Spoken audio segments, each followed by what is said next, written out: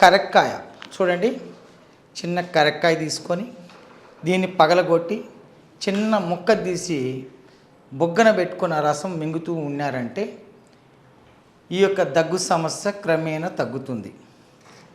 మరొకటి చూడండి, తులసి అండి.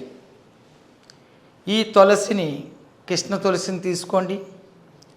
ఒక 5 నుంచి 10 ఆకులు తీసుకొని నవ్వులి బొగ్గన పెట్టుకొని నిదానముగా రసం మింగుతూ ఉన్నా కూడా ఈ దగ్గు సమస్య అనేది క్రమేణా తగ్గుతుంది.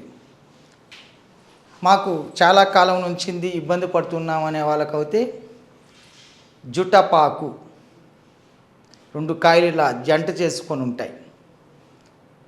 ఒక ఆకులు తీసుకురండి. దానికి మిరియాలండి, మిరియాలు ఒక 3 వేయండి. ఒక చిన్న వెల్లుల్లిపాయ వేసి మెత్తగా నూరి మింగేశారంటే దగ్గు అనేది తగ్గిపోతుంది.